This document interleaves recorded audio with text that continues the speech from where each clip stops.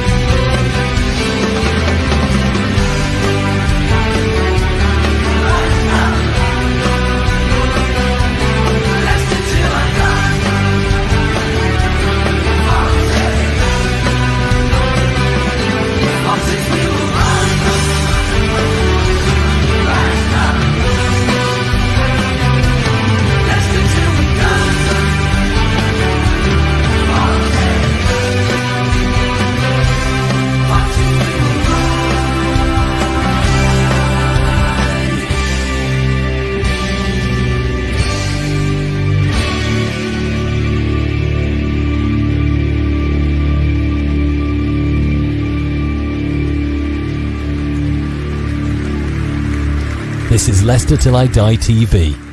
Watch and subscribe on YouTube and listen on your podcast platform. I propose that we place a tax on 19 other Premier League clubs and that we will make Leicester great again. Look, if it worked for my mate Don, then I'm sure it can work for us. Good evening, good afternoon, good morning, good night, good day, goodbye. Hello, wherever you are in the world, one of those will apply to you. Welcome along to the prediction show, match week 32. Thank God I've only got, 6 shows left, or 6 watch-alongs to watch this dirge. But what I want to say is, talking about making Leicester great again, come on, Don, you and me, we'll build the wall. We'll build the wall. At least if we have your wall, nobody will score a fucking goal, no matter how shit the goalkeeper is. And we'll get the opposition to pay for it. That's what we'll do. But no, if you are concerned about where Leicester are at the moment and who isn't, there's a new playlist on our YouTube channel, Leicester Till I Die TV, called Project Reset. It's all just being set up at the moment, but there are videos on there. We've got 3 at the moment: relegation and what it means for Leicester, who are you dumping for next season, and time to unleash the youngsters. And we're going to have 3 more coming up over the next period. We're going to have should KP sell and move on. We're going to have Manny coming on, who you may know I had a little bit of a handbags at dawn with last night on Loxy's show. He will be coming on to talk about managers and why we've got it wrong so many times. 11 managers in 15 years. It's not quite Watford level, but it's almost Chelsea level. And then the board. What should we do with the board? Or what should we do with the drunken sailor? What should we do with the board? Hopefully we'll try and get Tanner on to discuss that. So please check that out. Project Reset. It's at the top of the playlist. Do check that out. But this is the prediction show. We've got no Brad this week. No. But we do have Doug. You'll all know Doug from the Dugout Football Channel. Great friend of the show. He has been having a few microphone issues. So if you are having trouble understanding him, please don't adjust your sound. It is because he's Scottish. Let's get on with it.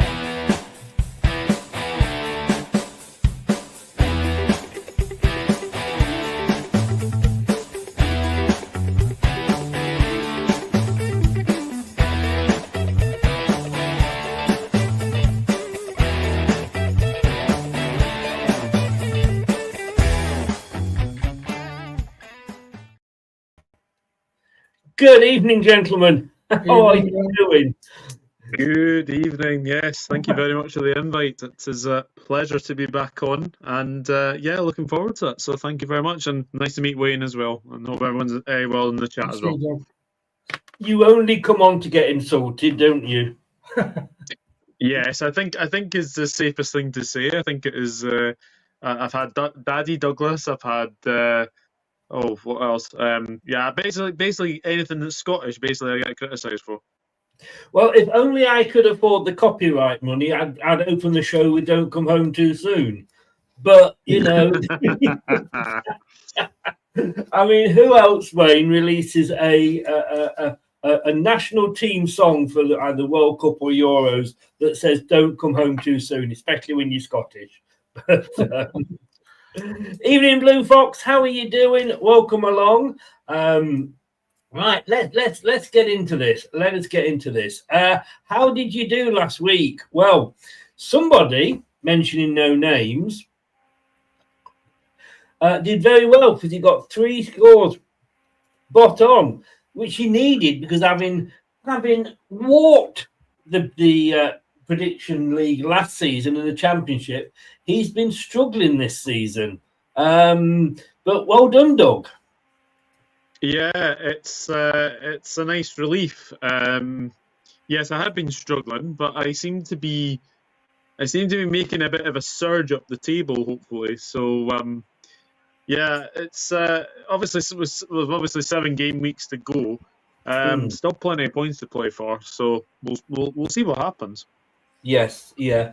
I'm just looking here. Wayne, you started off the week in absolutely fantastic form with a 1-1. You got 3 points right at the start, and it kind of went downhill then. It did. I got very excited, Chris. Very, very excited. But it's a cruel game, isn't it? It's a very cruel game.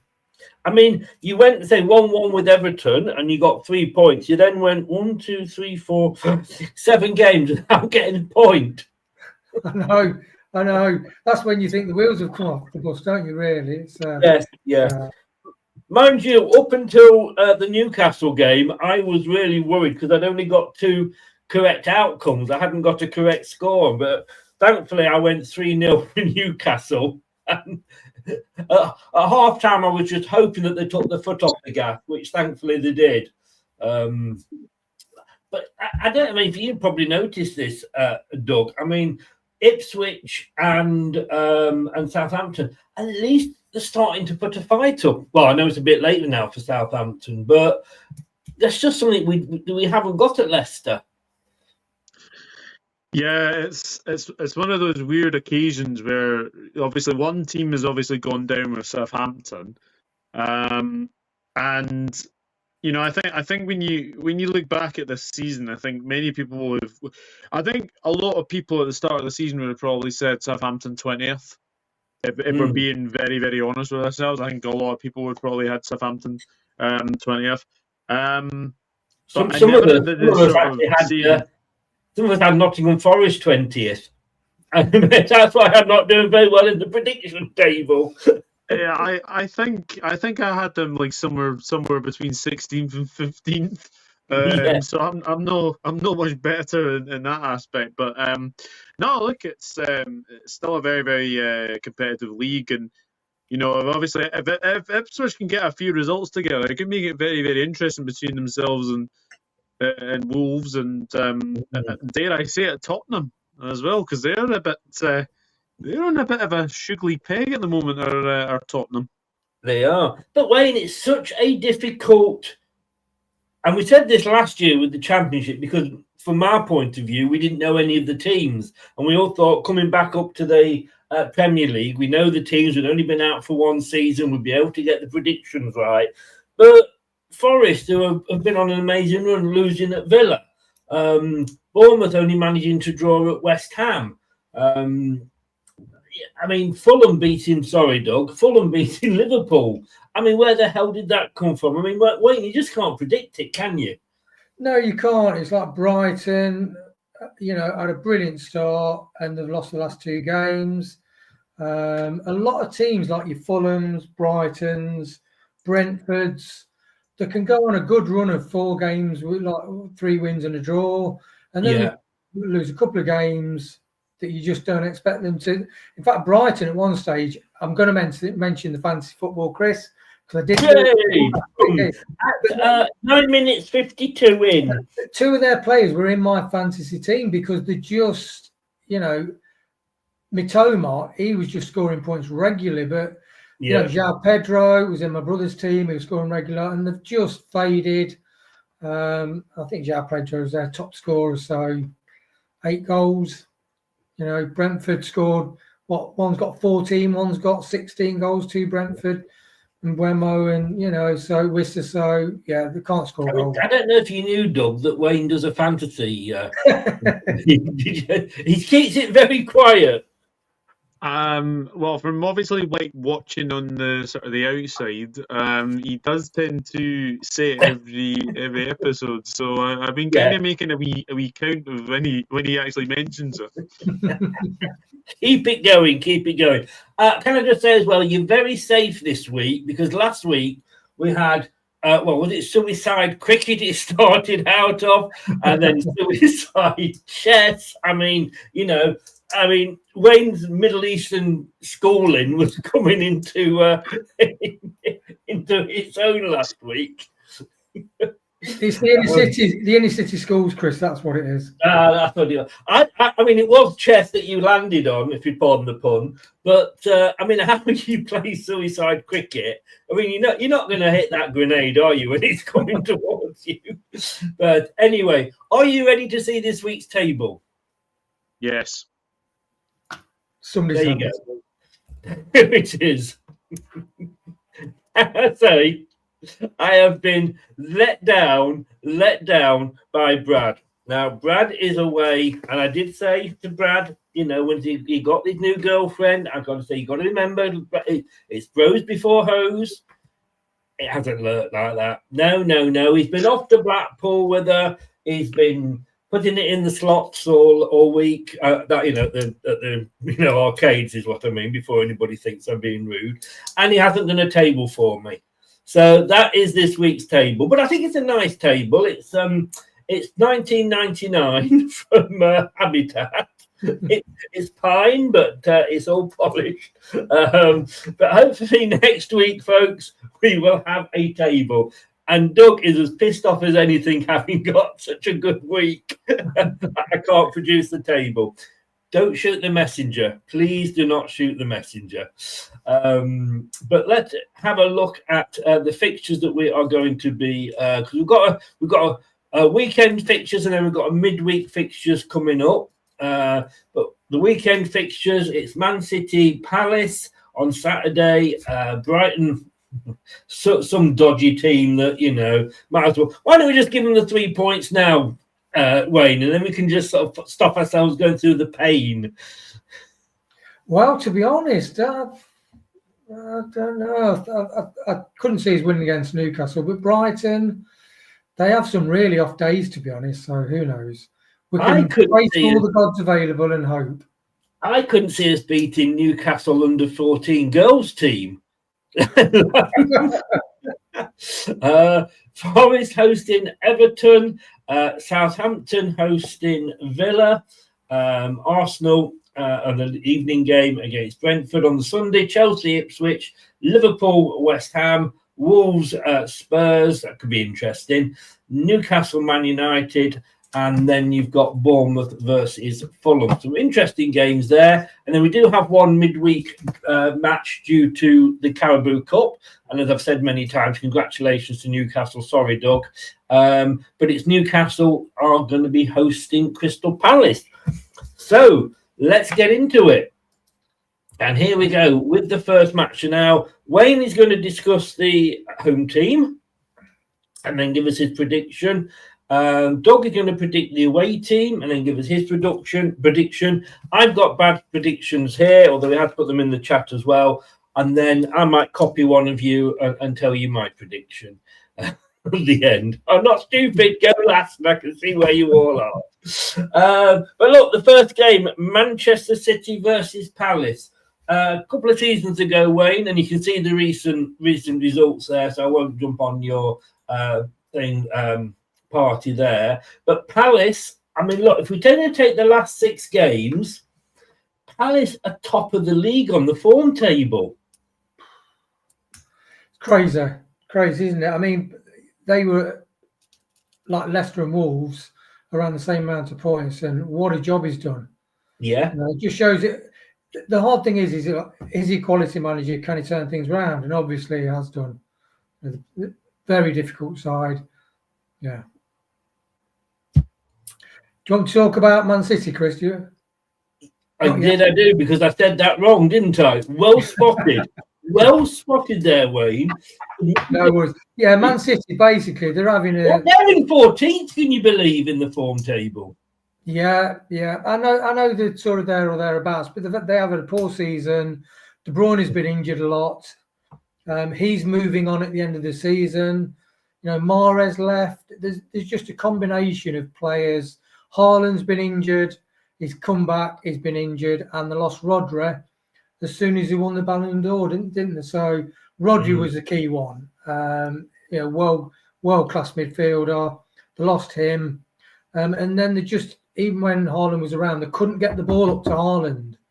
And even Man City in the past, in a few years, have played without a recognised striker, haven't they? For instance, then the midfielders come through, De Bruyne, Gundogan. You get something like 14 goals in one season. But yeah, I mean, Foden is okay, but he's never really lived up to his potential. And yeah, Pep, there were rumours that he was going to leave, but he's obviously stopping now. He fancies a reset and he needs to give it a good shake-up. So I'd say it's a disappointing season, but they're still in with a shout for the Champions League. So I'd say I fancy Palace for this one, though. I'd say Man City 1, Palace 3. Oh. Doug, Crystal Palace, top of the form table. Forget what I said earlier. Five wins out of the last 6, I believe it is. They're in fantastic form. And I don't think any Palace fan will be disappointed at the fact that they've done the double over their native rivals, Brighton, as well. So, but obviously that game came at a cost, because obviously they are without Mark Guehi, who obviously got 2 yellow cards to get sent off, and then Nketiah got sent off as well with 2 daft yellows. I mean, the first one, he literally tries to dive over the Brighton defender. Anthony Taylor spots it immediately, gives him a yellow card, and then the second one, he completely catches Van Hecke on the shoulder. Obviously, Van Hecke decided it was nice to join them, because he got a second yellow as well. So yes. A bit of a feisty game, but I've got to say, since Mateus came back into the team, he's been an absolute fire for Palace. Now, usually, a lot of people would probably expect Palace to maybe get something from Manchester City. If you offer Manchester City a draw right now, I think they would take it, because Man City, let's be honest, I did not watch that Manchester Derby game. That was absolutely boring as anything. Yeah. One of the worst derbies I think I've ever seen. So that's 94.58 minutes of my life I'm not getting back. Yes. So with that being said, I'm going to go Desmond. I'm going to go for a 2-2 draw. Oh, wow. Just stay tuned, because something must be happening. Either Sky Sports have given up on Leicester, or they are updating some news in Van Nistelrooy's been sacked, because at the moment the Sky Sports Leicester page is down. So there could be some interesting news about to come up. So the first Desmond of the evening. Do you remember what I was saying about my friend the prostitute, Wayne, that went to, work on the buses? Oh, yes. Well, it's the same again this week, because once you get the first 2-2, 2 of them come along at the same time. Because Brad has also gone for 2-2 as well. Blimey. Now, I know what everybody's saying on paper. This is a difficult one, because, normally you would say, Manchester City are going to win this, no problem. And to say hi to Tom, by the way, who's popped on.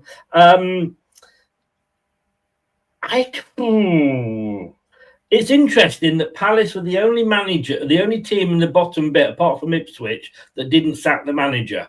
They stuck by him when it wasn't going well. And look where they are now. I can't go for a Desmond. I can't start off with a Desmond. I really, really can't. I mean, like you say, Palace are on fire at the moment. although they did they beat Brighton in the derby. I think it's going to be a very tight game.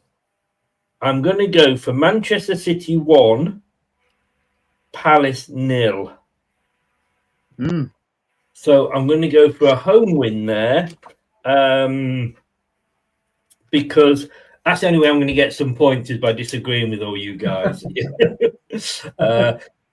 Prashant has gone Manchester City 2, Palace 2, so he's agreed three Desmonds there. And Blue Fox has gone Manchester City 2, Palace 1. Now, next game up, I am fascinated by this Sky Sports Leicester page, because that usually means they are. No, it's still not coming up. Ooh, Stop picking that scab, Chris. Sorry? Stop picking that scab. I know, but I want to know. Now, Brighton are playing Leicester. And if you read my piece on Tuesday on the bbc.co.uk/Leicester City, you'll know I'm not too impressed with the club at the moment. But did you know, really, the BBC actually are saying uncertainty clouds Fox's future. When was I just looking here? While I'm looking, is this going to be, I mean, you hinted at it earlier, Wayne. Is this going to be maybe the start of the almost great escape? We're not going to get it, but are we actually going to score? Are we actually going to get any points? I think we've got a chance of scoring just because, as you know, I went to the match with my brother and the first half was absolutely dire. It's like when you think of like what managers do and staff, you know, training, systems, positioning. The defence was like leaky as a sieve. The press was really, I mean, there's just individual players going to chase the ball down. It's literally like park football. Loads of square passing. But then when the subs came on, it did make a difference.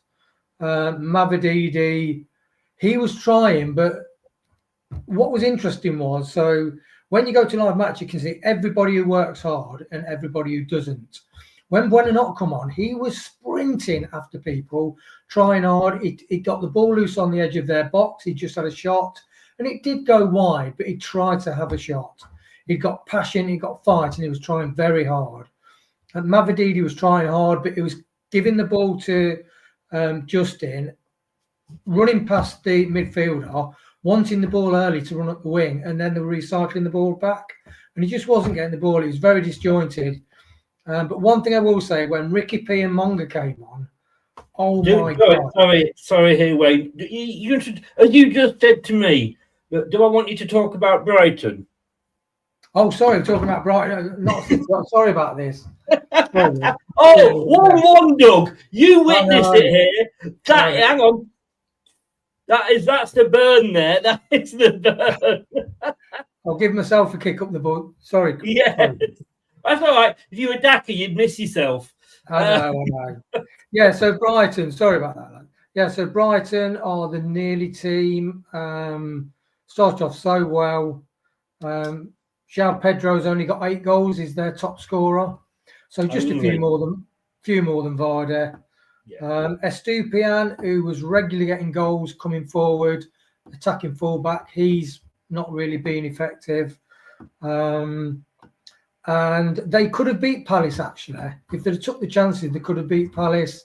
But when Van Heck got sent off, that sealed the fate, really. So I'd say I'm going to go for a 1-1. As I said to Craig last week when he went 3-1, who do you see getting Leicester's goal? Monga. You know, Monga's not going to start there. That was just anyway. Let's not talk Leicester because that's down to Doug. Look, Monga did start last week. Your second youngest player ever. I do feel that with Van Nistelrooy, that was purely just to sort of keep the crowd quiet. But he did look good when he came on. But Leicester have lost each of their past 8 Premier League games without scoring a single goal. They could become the first team to lose 9 consecutive top-flight games without reply in history. If they lose, I mean, we're racking the records up, but we're about to get relegated, which will make us the most relegated team ever from the top flight. It just gets worse and worse and worse, Doug. And, you know, Ricky P made a difference when he came on. Monga did, but Monga won't be in the squad, I very much doubt, tomorrow. And Ricky P will probably come on for 5 minutes and get injured. I mean, how bad, from the outside looking in, is it for Leicester at the moment? It's been really bad. I did a pod last night with Neil, which is obviously on Spotify. And just tell everybody where they can find that. By the way, what is it? Yes, it's called the Totally Premier League Podcast. It's on Spotify and it's on all your podcast platforms. If you go to my X or Twitter or whatever you want to call it, you'll get the link there. I honestly have got to say this. I never envisaged Leicester to be so lowly in the league. I think as well that I watched that Newcastle game and I almost felt sorry for anybody who was there. Leicester players just did not look like they gave a monkeys. And it's felt like that for like the past couple of games as well. And you know, obviously the last team you scored against in the Premier League, believe it or not, was Brighton, which is bonkers in itself. I mean, I could tell you a couple of things actually that have happened since you last scored a Premier League goal. Southampton have sacked 2 managers, and Russell Martin and Ivan Juric. Tottenham have had 15 injuries in that time. Bukayo Saka has missed 3 months of the season. Newcastle have won a trophy. Manchester United have gone from 15th to 13th. It's honestly all them things that I'm listing off. It's just honestly embarrassing. But I don't see where the next goal's coming from. I don't see where the next point is coming from. And I think if Van Nistelrooy was at Manchester United, if he was at a Tottenham, he'd be out by now. I have no idea what the board are thinking to no get rid of him at the moment. Doesn't get any easier, obviously, next week, because you've obviously got us next on Easter Sunday. So you go to the Amex. Oh, Christ rose on Easter Sunday, didn't he? Or was it Easter Monday? I can't remember. He rose over Easter. Let's hope we can... well, I don't think fucking Viagra would help us rise again, would it? So, with that being said, as I said, I just don't see you scoring. I just don't see you scoring. But I'm not going to go as heavy as I thought I would. I'm going to go 2-0 Brighton. Oh, okay. Who do you see scoring our goal, Wayne? Monga, if he gets a chance. There are rumours. Oh, you said, didn't you? Yeah. Yeah, there are rumours that basically Rue's just doing it for what you said. Rue's just doing it as a token because he's not come through with his promise or what he portrayed as playing the youth, and then played the youth at PSV. He's just not done it. But Monga, my God, he's got flicks, tricks. He just takes people on, and it is refreshing. And I think if Ricky P can start, he transformed the Leicester side, Ricky P. He showed everybody else up to be championship quality. And he, you know, because he's been injured, Fatawu and Ricky P, if we'd have had those fit for the season, I think would have stayed up, to be honest. So you see, I'm going to disagree with you here, and it's you can sit down here and just enjoy this, Doug.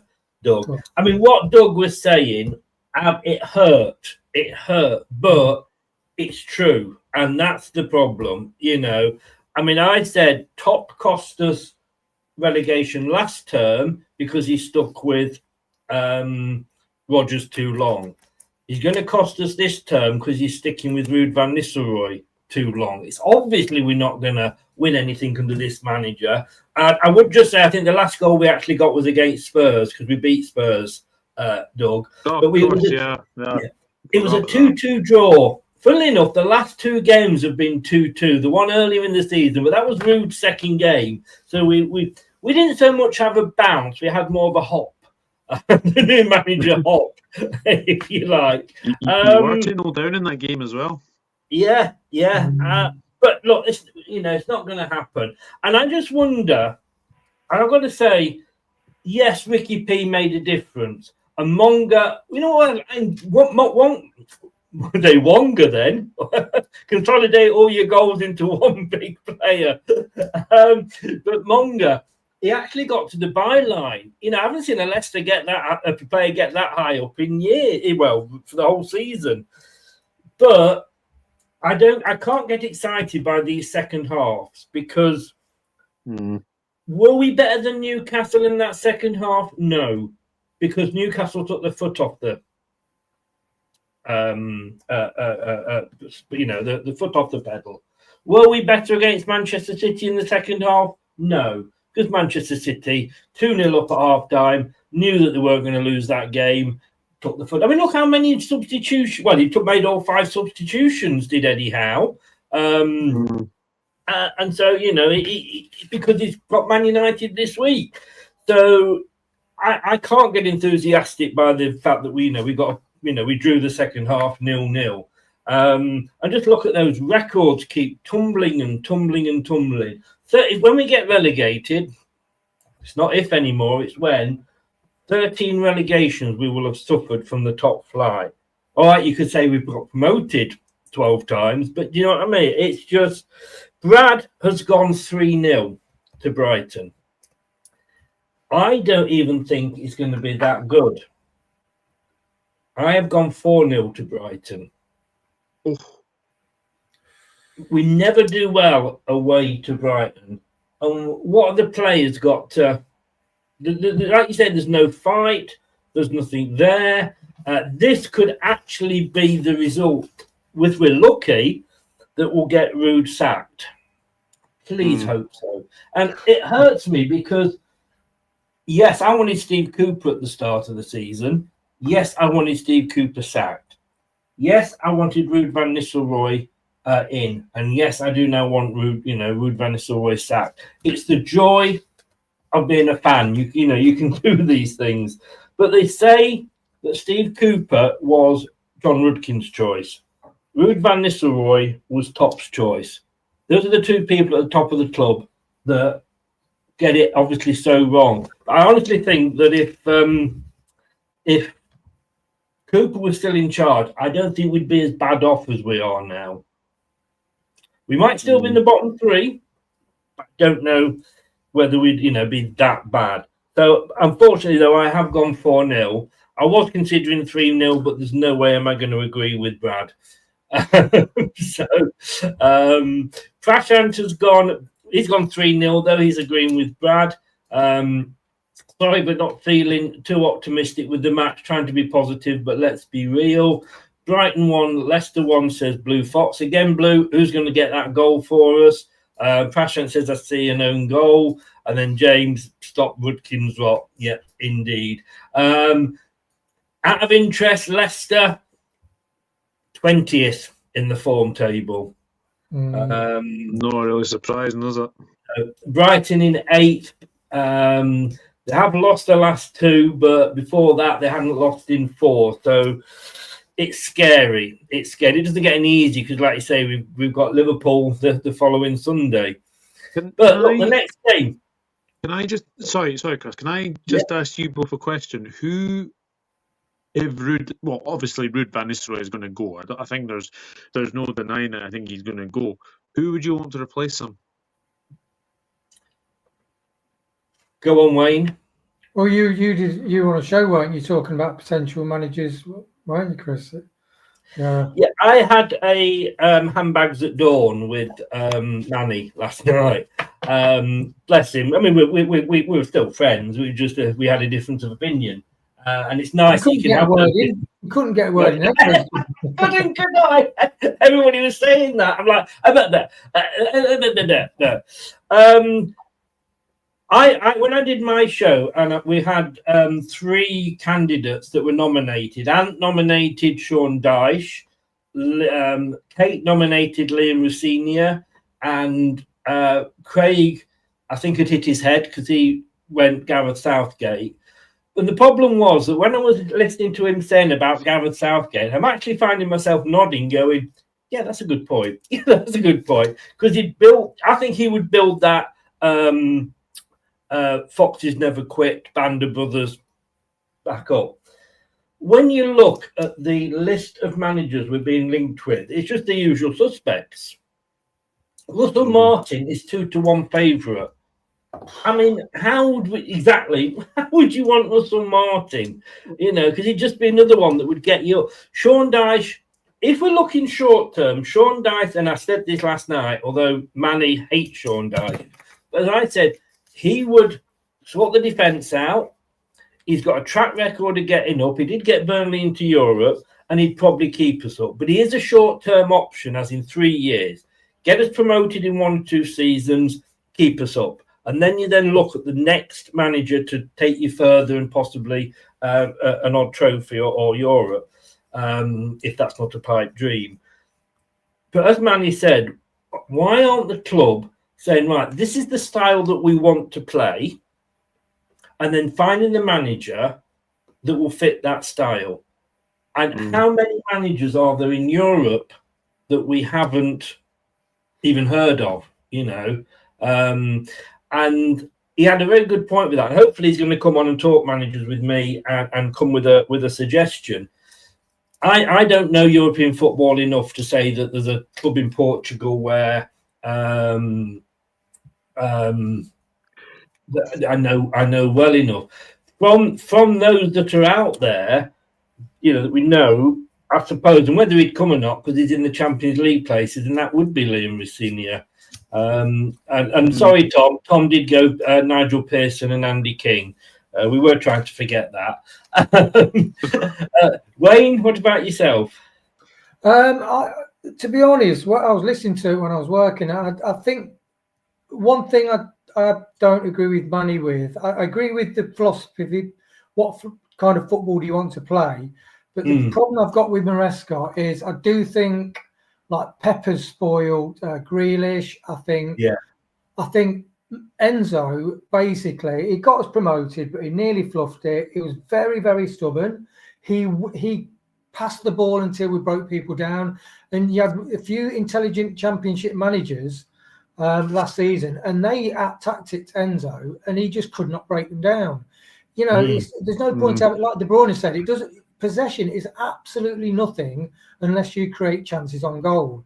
And so I think Enzo had the best, most expensive squad ever assembled in the Championship. So we should have gone up. I think Cooper would have took us up. I even thought maybe Rude could have took us up, or the local Sunday football team manager, Sunday Park football team manager could have took us up. But the other thing I do think it's highlighted is the fact that the quality of squad that were relegated in 22-23 is still here. It's the same defence. And so I think what it's highlighted is different managers have come in and they've not been able to do anything because the quality of players is basically, Faz is Belgian. But what did you say, Chris? He got 0 out of 10. 0 out of 10, yeah. Belgian national best. So I think the quality of what we've got to work with is crap. But I do think Cooper, I think Enzo's style in the Premiership, like you said on that show last night, how did Southampton's tactic of playing football and trying to build attacks, how did that fare in the Premiership? Yeah. Crap. Because all teams that come up think like Burnley, think they can play like that in the Premiership, cannot play like it. They will be relegated. So I think the bigger question is, has Top got the balls to sort the management out, which has made a lot of mistakes with contracts and with manager choices? And I think if that's done properly at board level, I think we've got a chance. I don't think it. I just think people like Sean Dyche is just like short-term plasters over a knife wound or something. That's what I personally think. Well, the one thing I will say about Russell Martin is, in the Championship, if you noticed, he didn't change his ways. He had one way of playing, and most of the games that I saw were you beat them 5-0 at the King Power. and Sunderland beat them 5-0 at the Stadium of Light. He wasn't attempting to adapt his ways in the Premier League, so that's what came unstuck. I suggested this to Neil last night. If I was Leicester, I would be looking to hijack Southampton's attempt to get Danny Rowe, the Sheffield Wednesday manager, because that manager knows that league. He knows how to perform, and I think he'd be a very, very astute appointment. And I think it would get the fans back on board. But it's not really about obviously getting the right man. It's obviously about to try and attempt the right man to come in there. So if I was Leicester, I would be looking to hijack, because it looks like that Danny Rowe is the odds-on favourite to potentially become Southampton manager. I would be trying to hijack that. I think he's second favourite to be Leicester manager. Is he? Yes. But of course, we haven't sacked our current manager yet. So so it's what he. I suppose it's what he looks at and what he sees as a better project. So that for me would be your number one candidate, I think. Yeah. And I don't know what you're laughing at about. I love Wout Faes. Yeah.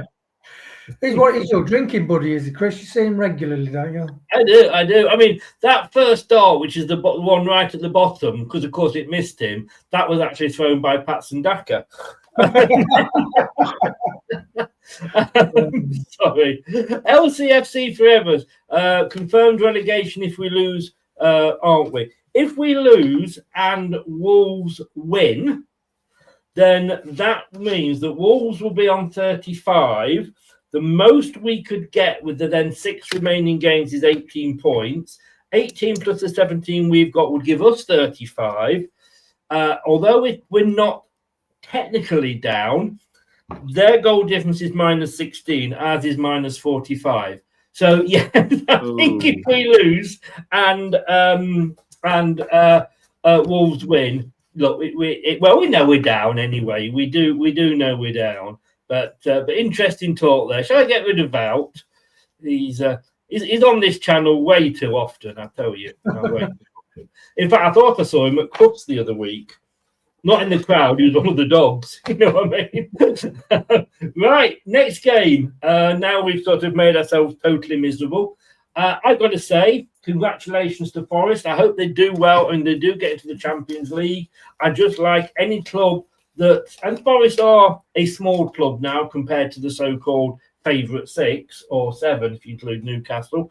And I do like the way that, that they've gone about it. I thought their manager and I thought their squad would hinder them, but my God, has he got Chris Wood firing. Forest in the form table they're not as high as I thought. They're 7th in the form table. Only lost 2 of the last 5, Wayne. Yeah, Forest, brilliant. They lost against Villa, but it was Villa are, if it wasn't for the Champions League, I think Villa would be higher. Yeah. They are quality side. They played. Rodgers playing for England. Villa are brilliant. Forest, though, they did lose it, but in the game, they've created lots of chances. Elanga and Hudson-Odoi are 2 fantastic wingers. That's when. So when Monga came on, you could say, "Oh my God, Monga is an actual winger that is willing to attack, run from midfield, attack the fullback, get to the bar, as you said, get to the byline, get the ball in, put it in the mix." And Forest have got that. They've got fast fullbacks. That whole team works their socks off for Nuno, same as Wolves did when he was. It just creates it. That, like a lot of really quality teams, though, it's like Arsenal when they beat Chelsea. They had 40% possession, but they created more chances. It does, I do like a lot of the more clever managers that don't go for, the holy grail of the stats, possession stats. It's about chances you create, and if you're going to compete against top teams, you've got to do what Forest did. It's the reason we won the Premiership. We just absorbed the break, absorbed the pressure, and hit them on the break. And we were defensively very solid. And that's one thing Forest are. They are very, very solid defensively. Yeah, and the recent results, that's without Woods, who's injured actually at the minute. So, you know, and it's ironic that they've got an old guy up front we've had him, he's been a right journeyman, yet look at his goals tally this season. You know, because he's an old guy, but he's playing in a young dynamic team who break forward and cause defenses to be disruptive. And then he gets his chances. He's got a lot of simple poaching goals, and they're just fantastic. And I would say Forest, I got Forest down to beat Everton 3-1. 3-1. Everton in 16th place in the form table, and their last 6 games have actually drawn 5, but lost 1. Doug, about getting a managerial appointment right though. Oh, 100%. David Moyes has been a breath of fresh air since he's gone back in there. I watched Everton last week against Arsenal, and I think they'll feel a little bit unlucky they didn't win that game. They had chances to win that game. And I think when you look at Everton as well, you know, obviously the last game away from home, obviously they lost to us by a 1-0. But if Beto had the shooting boots on, it would have been a different story. But the thing is, Everton have got a good record against Nottingham Forest. They have a very, very good record against Nottingham Forest, and I think without Chris Wood, Forest do look a little bit, I wouldn't say toothless, but they've not got that knack of getting balls into the box. And obviously I know Jota Silva scored against Aston Villa last week, but half the time when you were watching that game, it was almost like pass. You look at Murillo as well in the very last minute, hit the crossbar. That was really the only way, barring obviously Jota Silva's goal, that really Forest were trying to get at Villa. And I just think without that potent threat up front, there's just something missing. And if Elanga and Hudson-Odoi are not firing, then it could be a long afternoon. Whereas Everton, you've obviously got Harrison, you've got Ndiaye, who looks a very, very good player. Obviously Beto there as well. And the thing is as well, getting manager of the month didn't help Forest because they lost 2-1 to Aston Villa. So, with that being said, I can't remember the last time Nottingham Forest lost twice in a row, but I actually think this is going to be a Forest defeat. I'm going 1-0 Everton because I've just got a feeling Everton will basically sit 10 men behind the ball. They will catch Forest on the counter, and I think one of Beto or Ndiaye scores. I'm going to go 1-0 Everton. Right. I had agreed. Well, Brad has gone for a Forest win, and he's gone 2-1 to Forest. I was going to agree with you, Wayne, and go 3-1, but I think this could be a really cracking game, and I've ended up going 3-2 to Forest. Goal fest. Yes, I do think it'll be a goal fest. I mean, it was a goal fest in the previous game, but only one way to Brighton. But this one, I do see it being a goal fest. Now, interestingly, the next game that's coming up here is Southampton are hosting against Aston Villa. Villa got pummeled in the Champions League this week, but Southampton, Wayne, are relegated. And how often have we seen a team that's relegated? The pressure's it's like that huge weight taken off the players' shoulders. They can just go out, and we've done it as well when we got relegated, then we went on and won the games. Maybe that's what we need to do. Southampton, they're a point off equalising Derby's worst ever season in the Premier League. I'm sure they'd want to beat that. I mean, they've got the one record we can't get. Sorry, Rude, as much as you tried. We're not the fastest team to get relegated. That's Southampton. They are 19th in the Premier League's form table because they've got one draw. Is this going to be as Southampton, like you say, pressure off is, let's get something from this. I'm not talking to you, Chris, because you just said that Southampton are 19th in the form table, which means logically that we're the worst. We're 20th. No, we are. No, I said that. We are the worst, unfortunately. Yeah, Southampton. That's a really good point, though, Chris, about they are relegated and the pressure's off. So, because, I mean, Southampton, this is the interesting thing about football playing teams coming up that can do it in the Championship because you've got more time, worse defenders, not so clinical, excellent attackers. But they've come and played football, and they've been, in the early part of the season, they were in every single game, toe-to-toe with teams. Tyler Diblin, he's just had a brilliant play. He's got to play for a top club. But they just did kamikaze mistakes at the back. So they'd be passing the ball at the back. They get hit a couple of goals very quickly. So, that I just wish teams wouldn't come up and try and play the same football way. As Doug said, they sacked 2 managers this season. They've got 10 points. Horrible goal difference, letting in 2 goals a game. And they're up against Villa, which is going to be interesting. So I'm going to say it's going to be Southampton 1, Villa 4. Oh, 1-4.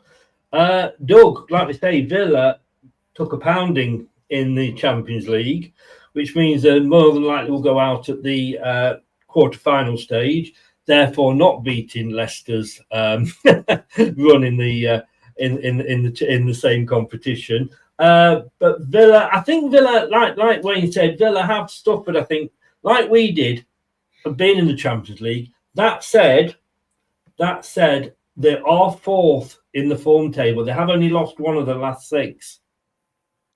Yeah, Villa have been absolutely magnificent this season. I think, a lot of people are obviously looking at the fact that they always do seem to struggle after a Champions League game. But I think if there's any team you want to go to, is relegated Southampton. Look, I've had my say already on obviously Southampton. They've been one of the worst teams ever. There's no going away from it, and they are 1 point below Derby's 11 points. So you would probably envisage them getting somewhere, a point from somewhere. Maybe even getting to the magic points of 12, because then that means they've completely beaten them. Yeah, but it's just been a horrendous season. And Ivan Juric, I mean, I describe him as like getting Robert De Niro off Wish, because the guy looks completely like Robert De Niro. Yes. But no, Southampton are just they're trash. They're absolutely trash. And I just think Villa will just pick them off one by one. Marcus Rashford, Marco Asensio, Ollie Watkins. I mean, you've even got Leon Bailey in there. You've got Daniel Mallon, Rogers, Morgan Rogers as well, John McGinn. Villa will just have way too much for Southampton. So I'm going to go 1 lower than Wayne did. I'm going to go 3-1 Aston Villa. Well, I'm just looking here. Carl, your friend Carl, your best man at your wedding, in fact, has just put his predictions in, and he's left this game out completely. He just doesn't think it's going to be interesting at all. I've sent him a message saying Southampton, Villa, Carl, bless him. Brad doesn't think Southampton will score, but I mean, in fairness to Southampton, they have been getting the odd goal here and there. I mean, they have scored 25. They've actually scored more goals than us. I mean, that's how bad we are at the moment. And to think when we had Cooper, we were scored in every game, equal up to Man City. Only Man City scored in more. And now, we said one of our pluses was our goal difference, and that might just see us stay up. and now we're on minus 45, only 6 behind Southampton. And like I say, we've scored less goals and we've conceded more goals. 0-2 is what Brad went. Southampton 0, Villa 2. But I agree with everybody else. Villa are going to win this. I've gone one less than you, Doug.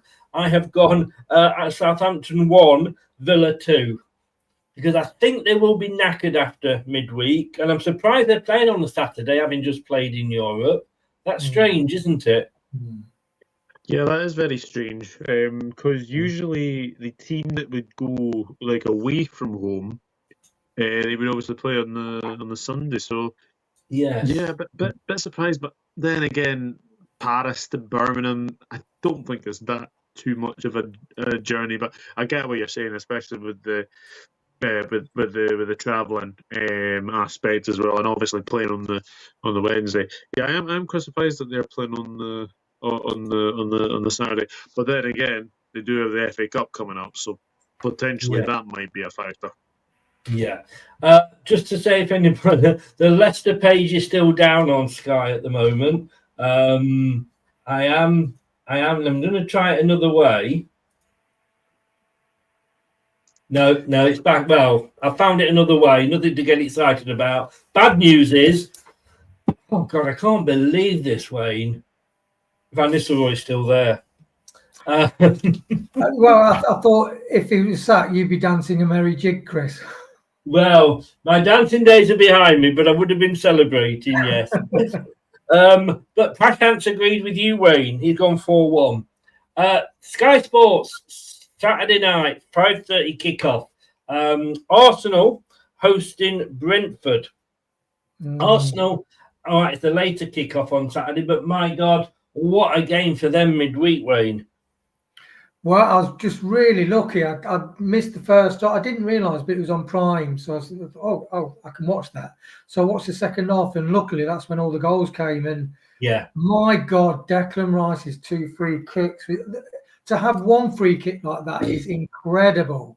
But the second one, when you saw it from behind, when he hit it way outside the, Courtois, he just stood there. He had no chance. Those two, I mean, the son-in-law, he's an Arsenal fan. I mean, they're just ecstatic because they just played them off the park, Real Madrid. In Real Madrid, they looked shocked, didn't they? They looked completely shell-shocked. And all, the quality of play, world-class players that look shell-shocked. I mean, Rice, what did it cost Arsenal? 100 million, was it? Something like that? I'm sure it was that amount of money. It was up there, wasn't it? Yeah, and you're thinking, my God. 105 million. Yeah, something like that. And I'm thinking that's a lot of money. But you look at him, he's like tenacious in midfield. He's got a good footballing brain. He's a leader. And you think, well, that's enough. If he can help Arsenal get over the line or challenge Liverpool, then you can see why Arteta's spending the 100 million. But then when he produces 2 free kicks like that, and you think, well, if he's got that added to his game, then wow. And even Arsenal's third goal was so well constructed. They're out of the chase and they have fumbled in the league. But could they go far, get to the final in the Champions League? Is that all Arteta's going to concentrate on now? So, yeah, good for Arsenal. And I'd say it'll be a tough game. I would say Arsenal 2, Brentford 1. 2-1. Arsenal, by the way, are 10th in the form table. Brentford 12th, so it's quite close. They are throwing points away, Arsenal. They've won 2 of the last 6, but they've drawn 3. Brentford, the 12th currently in the form table. Doug, in the real table, to call it that, the 12th as well. So that's that's fair enough. But look, they have only won 2 of the last 6. They've drawn 2 and they've lost 2. Again, they're pretty even. I was hoping for more from Brentford this season because they had a good start. Well, I won't say where I put Brentford. I am. I'm one of these people that basically backs up their mistakes. I actually had Brentford to go down this season. Because of Really? obviously, yeah, that because of obviously having Tony leaving to go to Saudi, I wasn't sure if they'd have enough. But my goodness, they've proven me wrong. Obviously, Kevin Shada, Vissa, and Burmo, that three as well. This is a very interesting game, I've got to say, because I think they lost 3-0 at home earlier in the season to Arsenal. I think when you look at Brentford as well, they are a very, very good side. And this is going to be a very, very tough game for Arsenal. It'll be interesting to see what kind of team he puts out, because last week he clearly put out a team that was destined to play Real Madrid. For sure, he might do the same again. That tie is mathematically 90% over, but you should never count out Madrid when it comes to the Bernabeu as well. So they're going to have to watch out for that. But I think Brentford can go to Arsenal. They'll give them a good game as well. But I just got a feeling that win the other night will spur Arsenal on to win. I'm actually going to go the same as Wayne. I'm going to go 2-1 Arsenal. Right. Well, Brad has gone, and I'm just looking at my predictions. I had Brentford, and I will do a show at the end of the season about where I came and where the predictions were. I had Brentford 15th. I've got to be honest with you.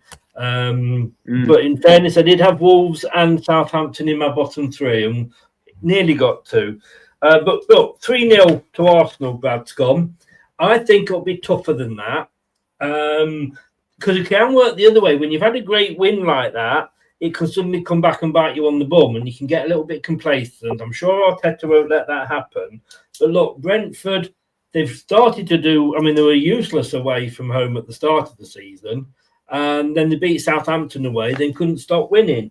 You know what?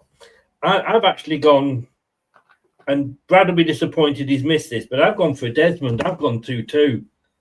Because Arsenal are just so unpredictable. We'll come on to Liverpool, obviously, in a couple of games, but they have thrown it away. The season that Manchester City fall away, Chelsea fall away, Spurs are having a disaster as are Man United.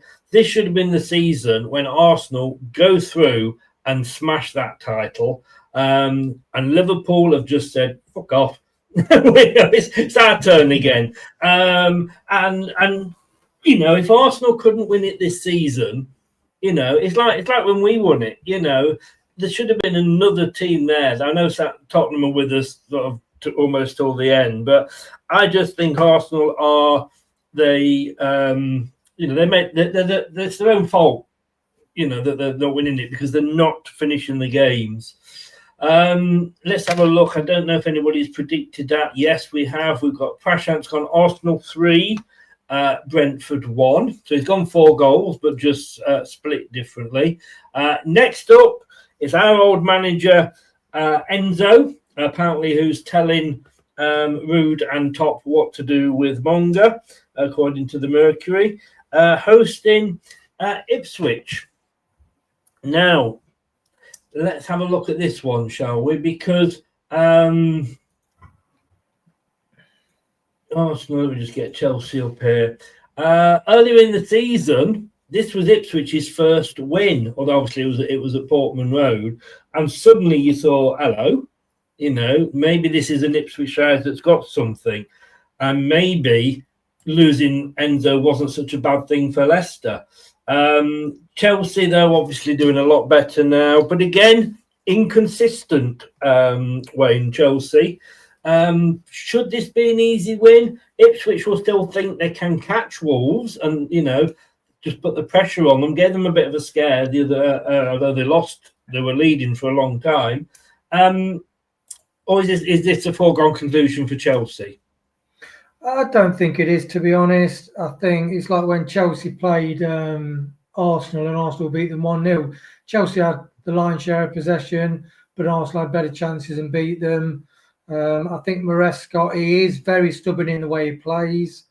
I wonder what's happened to Cole Palmer, because I'm not mentioning the other, anything about Fancy Chris, but Cole Palmer is literally falling off. You just did. You just did. He's fallen off a cliff, Cole Palmer. What's happened to Cole Palmer? What has happened? Enzo's taken the skill out of him, I would imagine. Well, yeah, and I know a lot of people criticise Justin, but I do think Enzo spoiled Justin. Is like a caged animal, Justin. He's got the pace to beat anybody. He's got a great shot. He'd get down the byline to where a winger position, and then he was instructed to, if you can't see a pass that you can 100% guarantee will hit the person, then you need to recycle the ball back through defence. And I just don't like that style of football. I think it's outdated. A lot of the more modern and clever managers about, and they are struggling to score goals at the minute. Chelsea, to be honest, drew against Brentford 0-0. So I'd say I do fancy Ipswich to win 2-1. Ooh, interesting. Look, I'd love to see Ipswich do well.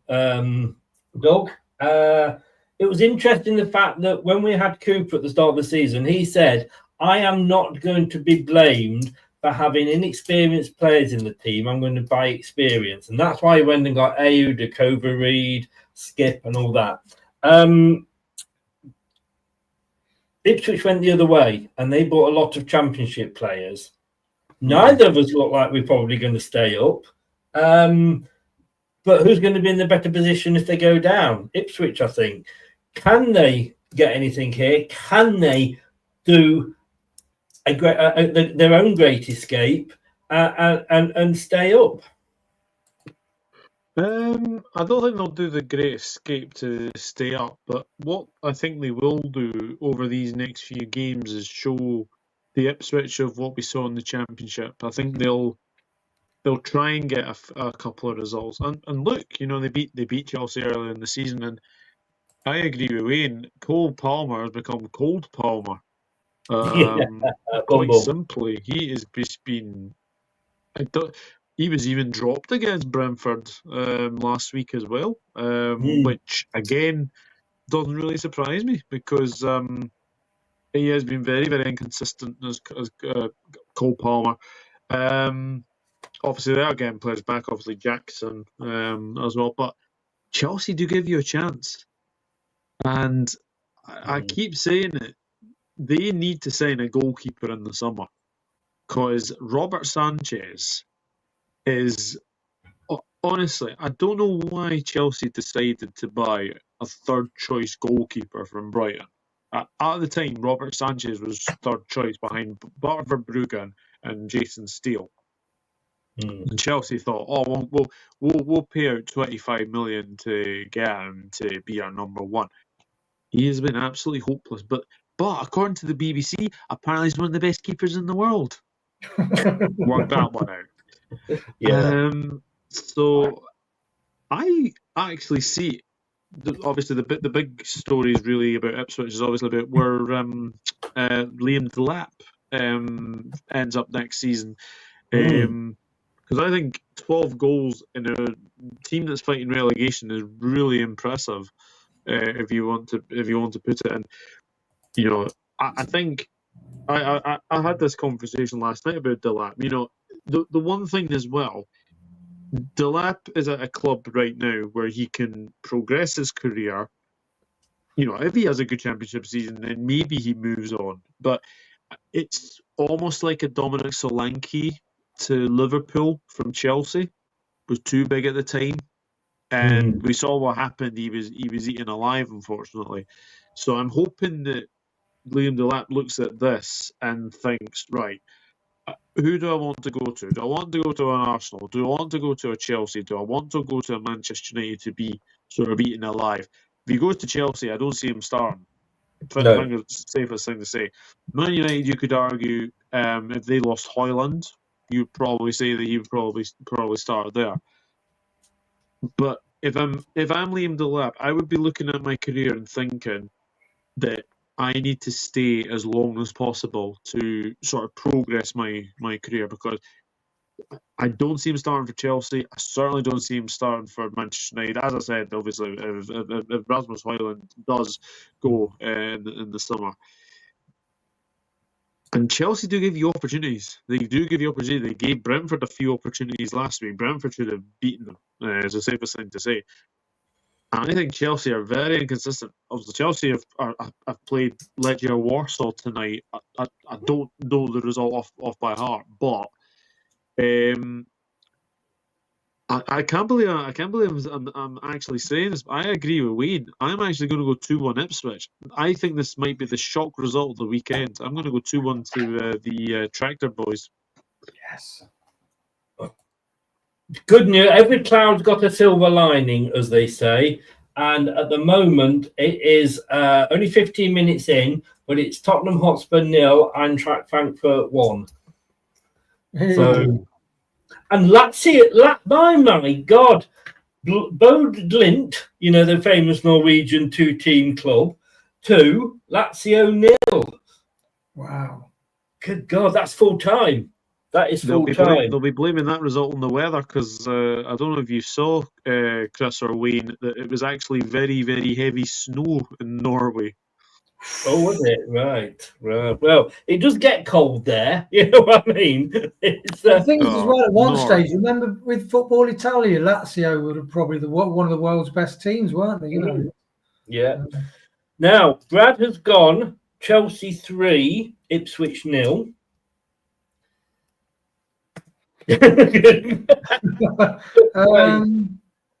But Right. I am going to go.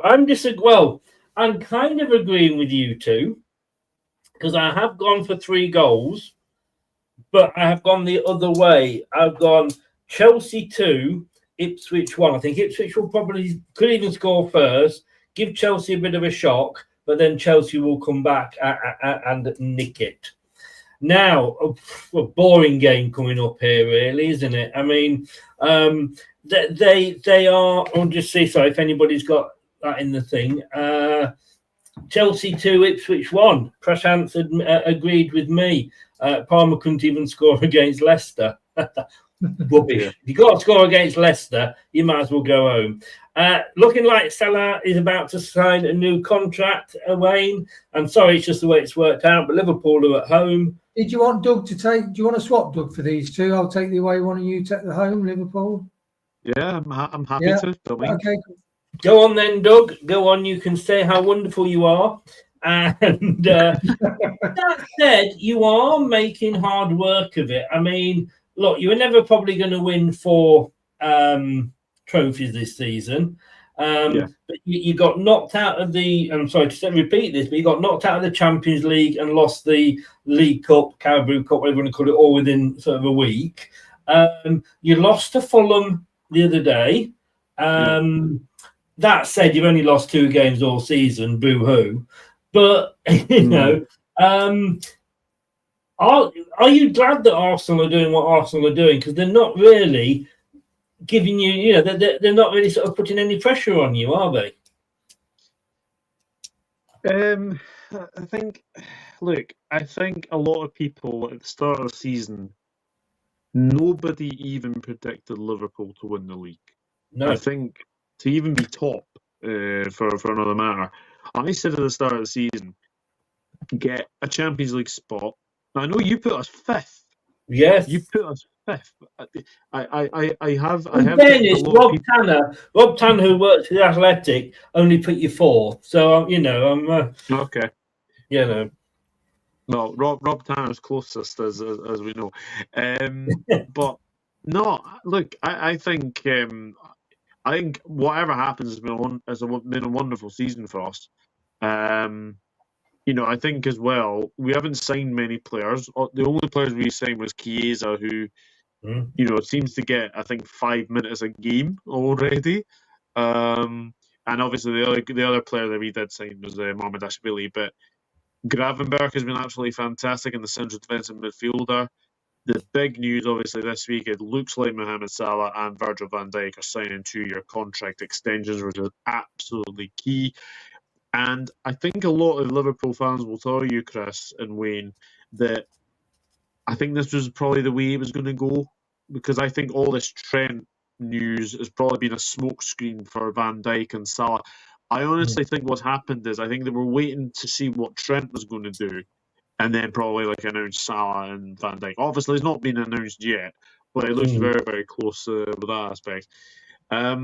May I just tell you that the last couple of games between Liverpool and West Ham is an aggregate score of 10-1. Liverpool beat West Ham 5-0 at the London Stadium, and Liverpool beat West Ham 5-1 in the Carabao Cup. I'm just going to change my prediction, guys. And believe it or not, the season before that, we beat them 5-1 as well in the Carabao Cup. So you're a bit nervous about this one then, Doug, are you? Look, I think if there's ever a game you want to bounce back in, it's this one, because West Ham don't have anything to play for. No. And I think when you look at this game as well, Liverpool have a very good record against West Ham. I'm not going to go 5-0 or 5-1, as I've obviously said that, but I do think that we get quite a big win here. I'm going to go Liverpool 4, West Ham 1. 4-1. Liverpool second in the form table, same number of points as Palace, who was first, and Wolves, believe it or not, over third. We'll come on to them. Oh my God, I've only just noticed that. Only lost one in the last 6, but I say you've only lost 2 all season. If you were to lose the trophy at this point, it would certainly be a Kevin Keegan moment, wouldn't it? Newcastle. Yeah, it would be. Would you love it if West Ham beat Liverpool, though, Wayne? See what I did there? I like it. Not a bit of history there, Chris. Yes. And West Ham in the form table. West Ham are. Yeah, as you said before, Chris, Graham Potter, he took over. He might improve things, but he hasn't really, has he? And when you look at the side, really, I think they've just got an average side. What have they done? 1-1, lost, drawn. So split down the middle. I mean, Bowen is a quality player. I think one season, did he get 12, 14 goals even from midfield, from the wing? But they've got people like Souček, who normally contributes to goals. He's struggling with injuries. Wan-Bissaka, so Ward-Prowse, ex-Southampton. You look around the side and you know they've not really got too many standout players, really. So I think Liverpool, blimey, 5-1. He's gone. You lured him in there, Craig. You will. Brad has gone 3-0 to Liverpool. I do find it extreme. All right, look, West Ham, the 35, they're not going to go down and what have you. But after all that time we were chasing West Ham, I do find it actually quite funny that West Ham are now in a worse position under Potter than they were when Lopetegui, whatever he was called, left. They were higher up the I don't know what he's called. English. That's what he's known as in Scotland. But no, Lopetegui was actually, I think, had them higher than 16th when he was sacked. So this with the wonderful Mr. Potter maybe isn't as wonderful as he is. That said, I can't see Liverpool. If Liverpool lose 2 in a row, I would be very, very, very surprised. I can't see it happening. But I think West Ham, they're not going to get anything from this. But I don't think it'll be as easy as Wayne seems to think it will. I've actually, or even you, Doug, I've actually only gone for a 2-0 to Liverpool. That will do. Anyone will do. Yeah, yeah, Renew and I think it will. But yeah, I mean, if Liverpool lose it from this stage, you need to go and hide your head away, dog, and never be seen again, or start supporting Everton. well, I think the thing is with what's happened in this league race or title race is Arsenal haven't won 3 games in a row all season, and Yeah. Liverpool have done that amount of times. So whatever happens, people will obviously look at this league season and say worst league, etc. Do we give a monkeys? No. No. And look, I think as well, lots of people have their agendas of obviously it's their second title in 36 years. No, it's not. It's their second title in 5 years. Obviously we do go on and win it, but I look at the next 3 games, and if we win all 3, Arsenal I think can only get to 83 points. We win the next 3, we're on 81, so we're almost there.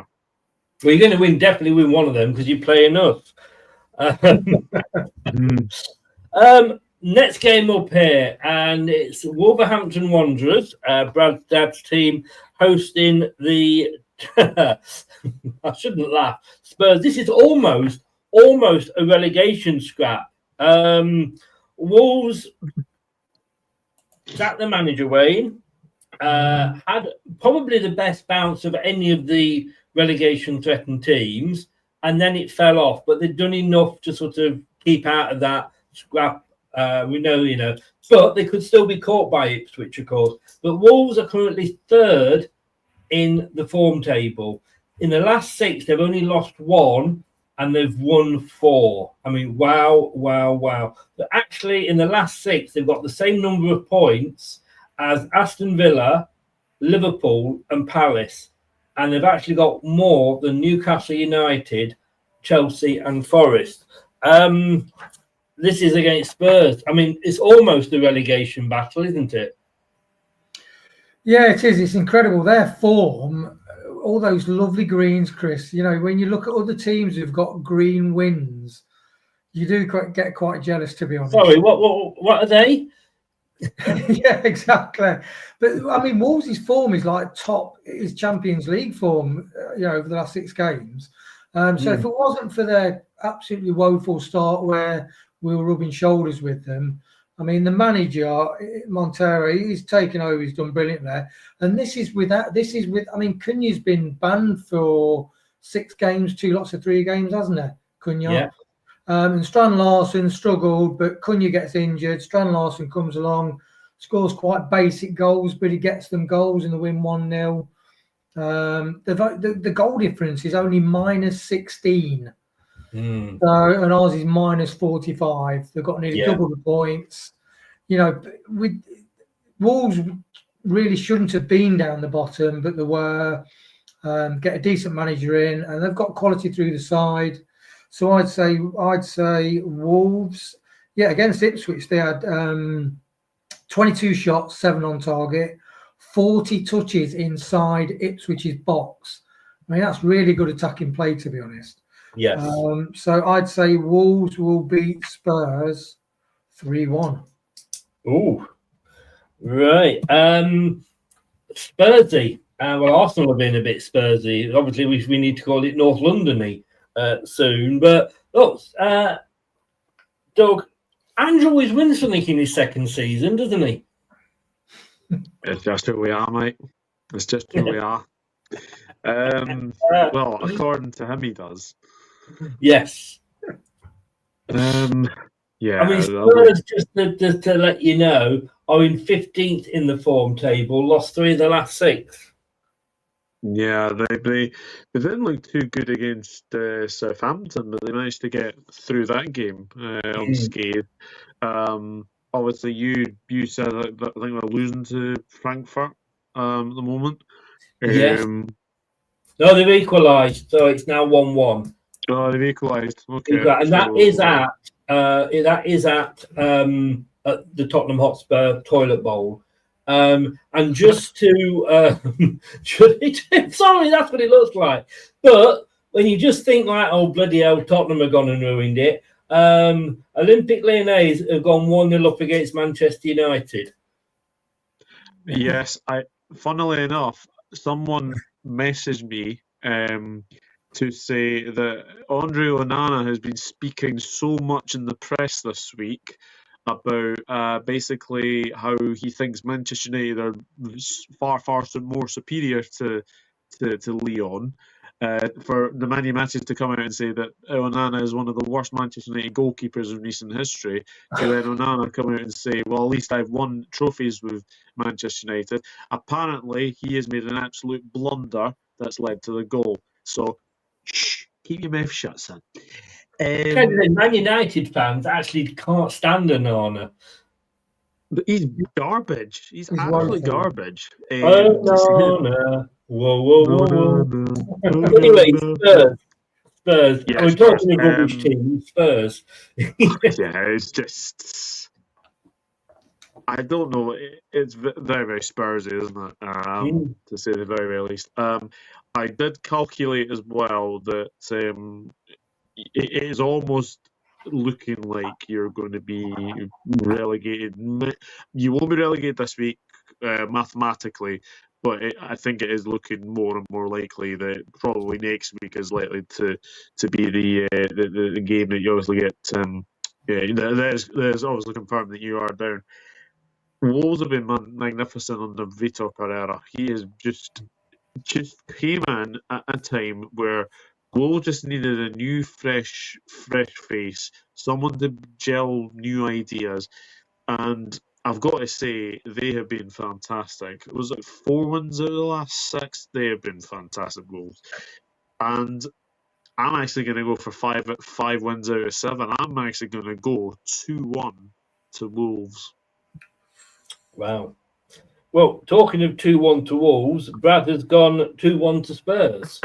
So he's gone opposite to you. Wow. Unfortunately, and I'm sure Wayne felt the pain as well when he was predicting that score, that Wolves would win. Because, like you say, mathematically we're not down, but, you know, the fat lady's just come on for a third encore. And I have to agree with you, Doug. I'm going to go 2-1 to Wolves. Spurs, I mean, again, you said about Onana, be careful what you say. And Postecoglou, be careful what you say. You know, coming out saying, I always want to give me second year. Obvious what was going to happen, wasn't it? You know, but there we go. Newcastle hosting Manchester United. Manchester United, obviously, who I've just said, are losing at the moment. Newcastle, look, we know what they've just done, and congratulations to them. You know, it was a great. It gets that albatross off your neck, doesn't it, when you finally win that trophy. And I felt a bit like that when we first won the League Cup, whatever it was, Milk Cup, Worthington Cup, you know, Guinness Cup, whatever it was called, when we first won it against Middlesbrough, although it took a replay. So well done to Newcastle. Maybe we can stop hearing about the Geordies going on about we've never won anything. Maybe I'll give them a rest now. Newcastle, look, last time out it was 2-0 to Newcastle at Old Trafford. Newcastle are actually in 5th place in the league in the form table. Only lost 2 of the last 6. They've won all the rest. Eddie Howe, fantastic manager. I mean, I saw what he'd done down here at Bournemouth because, you know, I live down here. I think he'll be a future England manager. Newcastle at the moment are in the league itself are sat in 5th, which I believe has just been confirmed is going to be a Champions League place. Yes, it has. I can see them overtaking Chelsea. Maybe not this week, but it's going to be Newcastle, hasn't it, Wayne? Yeah, I agree with everything you say about Eddie Howe. I mean, at Bournemouth, when I used to watch them, they're just a really good. They used to give most teams a really good game. Eddie Howe really sort of created a really fantastic Bournemouth team. It's had some resilience, but it had some real quick, forwards and wingers and midfielders. And he's done the same with Newcastle, really. And what's interesting with Newcastle is, like the grandson and son-in-law, they support Newcastle, and they said that they thought they were going to have to sell either Isak or Anthony Gordon just to meet the financial fair play, which seemed like really surprising, really. But then they sold Anderson and another young player for 20 odd million each, and they just managed to do that. But Isak, Eddie Howe stuck with him, had faith in him, and he's developing into a really top striker. He's got everything, Isak has. Third in the Premier League. Yeah, and look where they are. And I do think they will overhaul Chelsea. I think they've got too much firepower. I mean, when you look at the team, Newcastle, the lineup against Leicester, you know, Trippier, Fabian Schär, Dan Burn, Livramento, the back four, Guimaraes, Tonali, who's having a brilliant, Joe Linton midfield, Jacob Murphy, who scored 2 against Leicester, Isak and Barnes up front. I mean, they are physical, clever football. The way they played the ball, I mean, they just made Leicester look idiotic, to be honest. Our players. They did. And it's going to be interesting that, you know, with the financial fair play, they are definitely hamstrung, and it's slowing their progress. But I think he's making good, steady progress, and I think Newcastle will beat. I think they'll beat Man United 2-0. 2-0. Doug, I'm sure this is going to give you no pleasure whatsoever talking about a poor Man United team. He's warming up. Go for it, mate. In fact, I tell you what I'm going to do. Let's give you the stage. Here you go. Manchester United. Run like a circus. Their new potential stadium looks like a circus tent, which doesn't really surprise me because they're being run by clowns. And they are crap. They're absolutely crap. Don't sit on the fence, Doug. That tells you really feel. Manchester United have had a shocking season. Probably one of the worst in living history. And it is just fantastic to see them where they are. And I think now Manchester United fans are just going to have to get used to the fact that, you know, what they were a very good team. Now they're just, ever since Fergie left, they're just mid-table mediocrity, and unfortunately, that's going to be the case for a number of seasons. And if it wasn't for Bruno Fernandes, I honestly am going to say this, I think they would be much lower where they would be. Honestly, would. Bruno Fernandes has bailed them out time and time again. And I just look at this Newcastle team. Joe Linton, Tonali, Guimaraes against what will it be? Casemiro, Eriksen. That midfield is going to absolutely suffocate Manchester United's aging midfield. And the thing is as well, Man United are very poor defensively. They've got an absolute horror showing goal in Onana.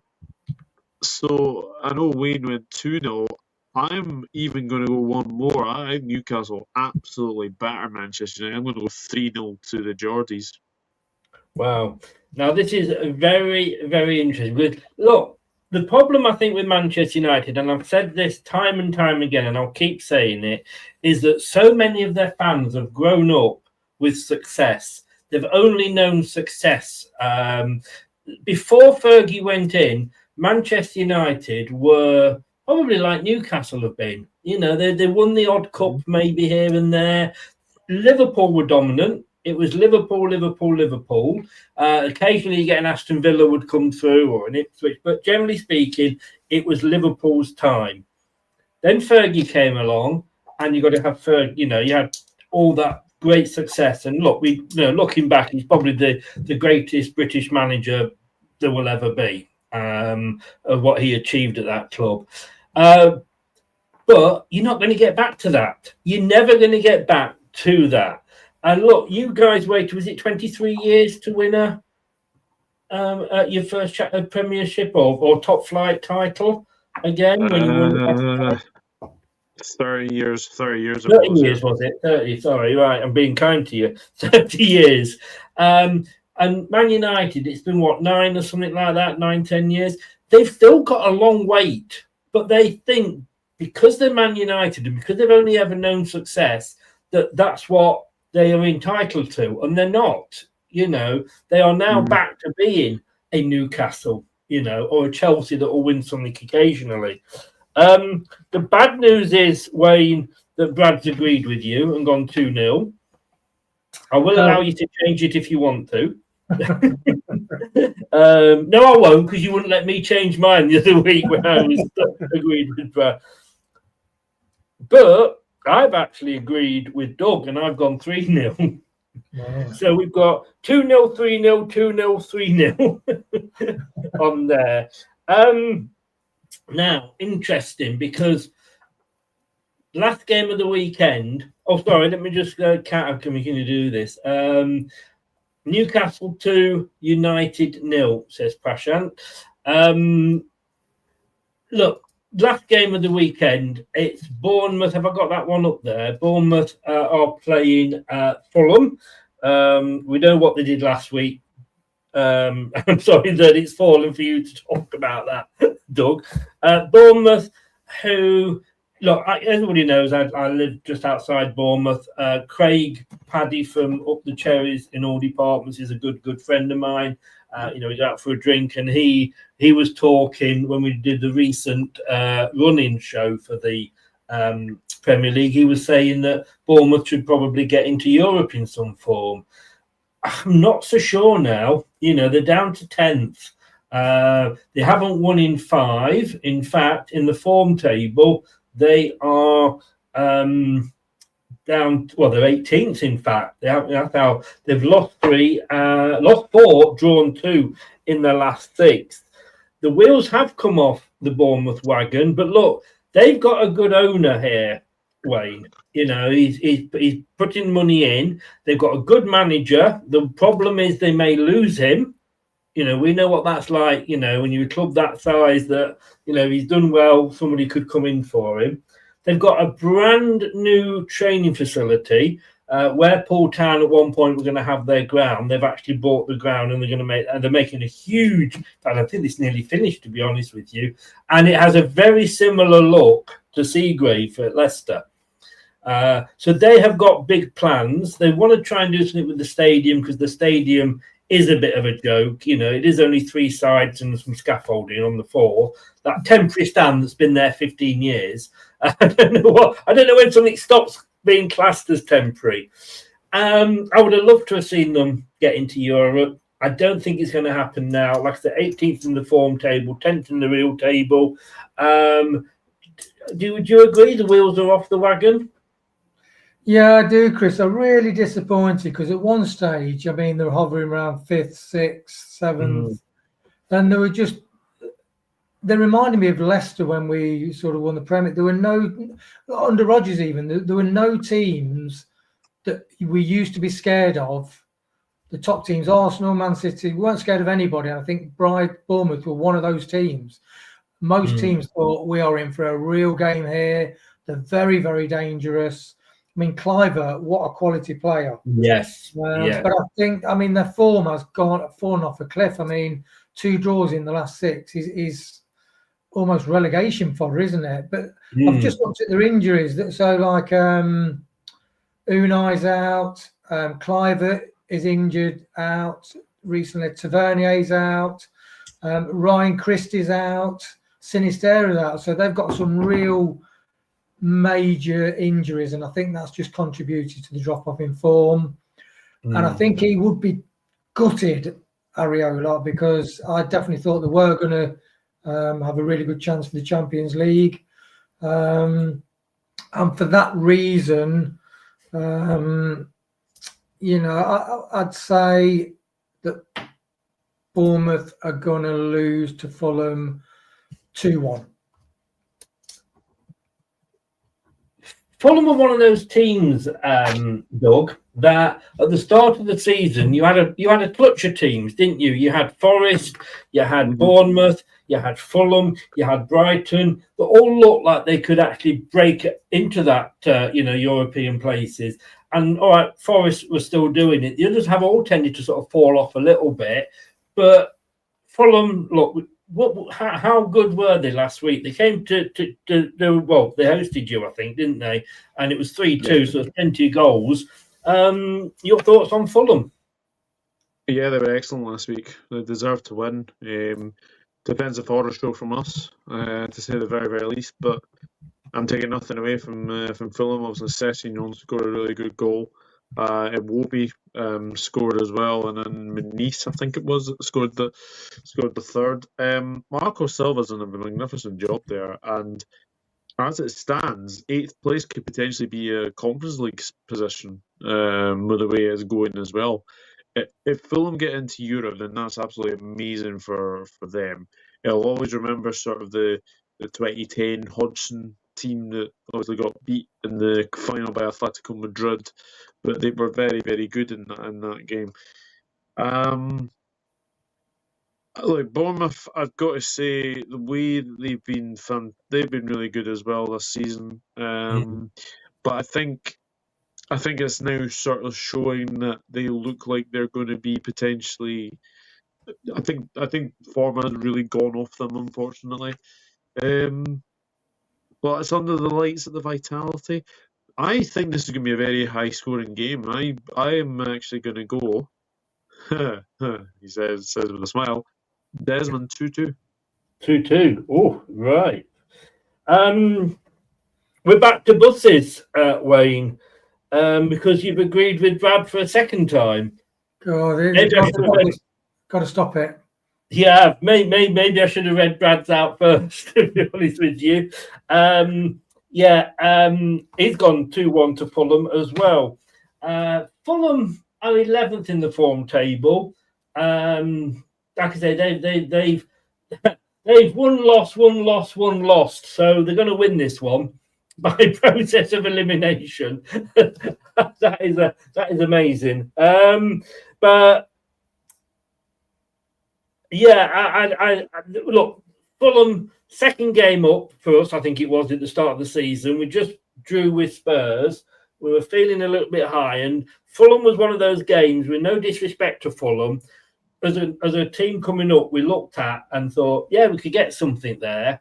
They absolutely, well, they were the first, and probably, but definitely weren't the last. Blew us away. I mean, they really, really played some good football. Marco Silva, he struggled with other teams. He struggled at Everton, I believe, didn't he? He was at Everton. I had Fulham in 11th, finishing in 11th, so I'm not a million miles away. But, Doug, I've also gone for 4 goals. Bournemouth 1, Fulham 3. Yeah. So, everybody's, and I only went for 3-1 because I couldn't bring myself to agree with Brad and go 2-1. So I had to go something different. But I think the 2-2 is a very, very, very good shout. I'm not sure what Prashant's done here. He went Newcastle 2, United 0. Then he went Bournemouth 2, Fulham 2. But then he's changed it to Bournemouth 1, Fulham 3. Have you got splinters in your bottom, Prashant, for sitting on that fence? Okay, last game. It's, like I say, the game that catches Newcastle up in the table with everybody else, playing Palace. Just to remind you, Crystal Palace are top of the form table at the moment. Newcastle are in 5th, but it is at Newcastle. And that does make a big difference for them, doesn't it? I mean, it is, they say about the playing at home, but they do like playing at home, the Geordies, don't they? Yeah, I mean, when we went up to Newcastle, that was the first game we really got thumped, didn't we? Yeah. What an atmosphere. Newcastle, that'll be a difficult game, actually. I've got it down as a Desmond, Chris, 2-2. 2-2. I can see where you're going with that, to be honest with you. And then just out of interest, I was talking to Lee from Newcastle Fan TV. He did the preview with me. And I said, why the... Because he said, I do like going to the KP. It's a nice away, a ground and a nice away section, that's what he was saying. And I said, well, why the fuck do you put us all up like, at the top of Mount Everest when we go to Newcastle? And apparently it's done for health and safety reasons. Because... or the police, sorry, as well, is the fact that when you come down from there, from where the away fans are, it sends you to the right, I believe he said, where all the home fans come out and go to the left. So it totally segregates home and away fans. I didn't know that. I found that quite interesting, actually. But that is why they stuck us up. Because he said it would actually help the atmosphere if the away fans were lower down, because you can't always hear them when they're up there. But yeah, and he said not health and safety. So he said it was the police, and it splits the fans up. So there you go. I like to think of this show as educational as well as entertaining. Doug, look, we've spoken about Palace before. Let me put my teeth in. Can they get something in Geordieland?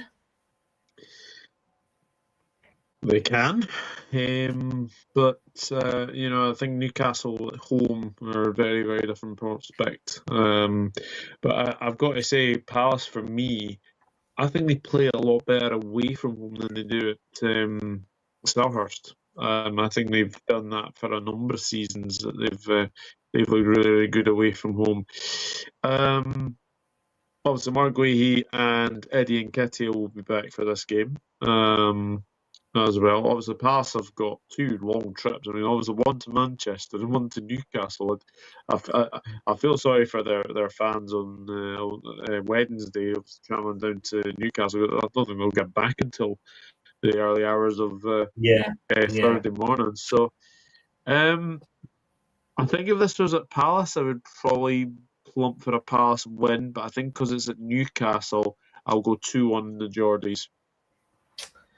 Okay. Well, I've got to apologise to you now because you've now agreed with Brad. The good thing I do by seeing his scores when he's not here, by seeing his scores down, I know I can avoid them. He sent them through to me earlier. Thanks, mate. I know what to avoid now. So Brad has gone Newcastle 2, Palace 1. Earlier in the season, it was 1-1, and that at Palace. Newcastle. Obviously, they beat us. They struggled with Brentford, as you can see up on the screen. They managed to beat West Ham. Liverpool, they lost 2-0 at Anfield. And what a game against Forest, 4-3, coming out on top. But Palace, yes, they won I don't know why it's a derby, but it's a derby. I was told once, and I've forgotten now. But they could only draw with Southampton. They could only get 1 past Ipswich. But they did put 4 past Villa. Before that, I'm going to agree on the outcome with Wayne. I think it is going to be a draw, but I'm going to go. Do I go for a Desmond?